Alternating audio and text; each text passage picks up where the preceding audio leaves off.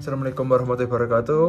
Halo semuanya, perkenalkan nama saya Dava Eka Priyatama dari Fakultas Pertanian Universitas Brawijaya dengan NIM 225040207111126 Prodi Agroekoteknologi Departemen Budidaya Pertanian Lab Sumber Daya Lingkungan. Pada video ini, kali ini saya ingin berbagi pengalaman saya selama melaksanakan kegiatan magang di Harmony Greenhouse. Di sini, saya belajar langsung mengenai budidaya tanaman melon, mulai dari fase vegetatif hingga generatif, termasuk berbagai teknik perawatan dan pengelolaan tanaman.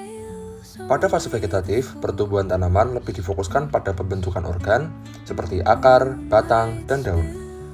Media tanam yang digunakan adalah tanah yang dibuat guludan dengan mulsa plastik perak, serta jarak tanamnya 60 cm. Perawatan dilakukan melalui kegiatan penyiraman, pemupukan, pengendalian gulma, pelilitan, pewiwilan, dan juga pembersihan greenhouse. Pada saat penyiangan gulma, diprioritaskan pada gulma yang tumbuh di lubang tanam, guludan, maupun sekitar parawan irigasi. Gulma yang dicabut ini adalah gulma yang tidak terlalu besar, karena ditakutkan kalau misalnya gulma terlalu besar akan mengganggu perakaran si melon.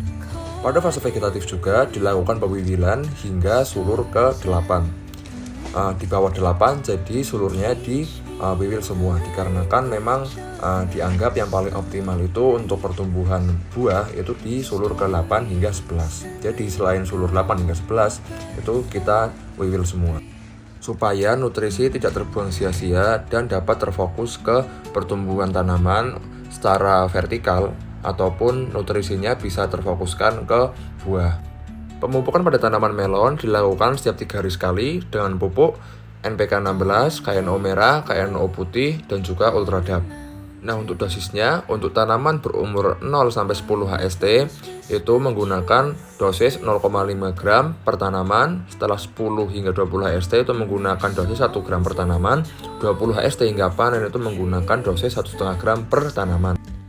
Pada saat tanaman masuk ke umur 30 HST, tanaman sudah mulai masuk fase generatif.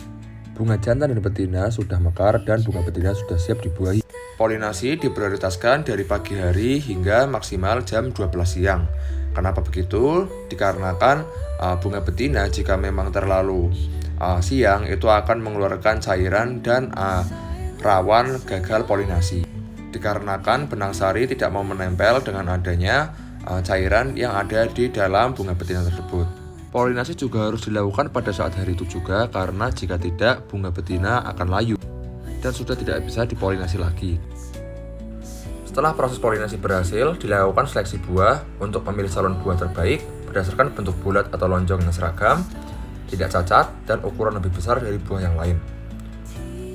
Buah yang lolos seleksi kemudian digantung menggunakan tali agar buah tidak langsung menyentuh tanah, sehingga meminimalisir kerusakan pada buah dan juga meminimalisir kerusakan pada batang utama karena terlalu berat untuk menopang buah tersebut. Selama satu siklus hidupnya, tanaman melon dilakukan pelilitan. Pelilitan ini dilakukan setiap 2 hari sekali secara rutin. Kenapa demikian? Dikarenakan tanaman melon memiliki pertumbuhan yang sangat amat cepat. Nah, kegiatan yang selanjutnya yaitu topping. Topping dilakukan ketika tanaman sudah memiliki daun sebanyak 35 hingga 40 daun, dengan syarat tanaman sehat, tidak kerdil, dan tidak terserang penyakit. Setelah tanaman sudah berumur 65 HST, waktunya dilakukan pemanenan. Ada 3 grade tanaman melon, yaitu grade A dengan bobot 1,5 kg dan memiliki fisik yang mulus dan tidak cacat, grade B dengan ukuran 1,2 kg sampai 1,5 kg, grade C dengan ukuran di bawah 1 kg dan biasanya terdapat netting yang cacat. Nah, ada satu perlakuan lagi, namun ini opsional. Nah, perlakuan ini harus melihat dari kondisi buah, yaitu adalah pemotongan daun di sulur yang sulurnya itu dibuahkan. Jadi ketika buah nettingnya kurang baik, itu dilakukan pemotongan di daun tersebut. Diharapkan supaya netting di buah tersebut akan lebih rapat dan lebih bagus dari sebelumnya. Melalui kegiatan magang ini, saya mendapatkan banyak sekali pengalaman berharga, khususnya teknis budidaya melon di dalam greenhouse.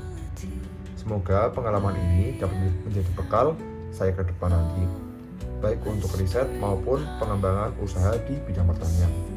Dan saya terima kasih. Wassalamualaikum warahmatullahi wabarakatuh.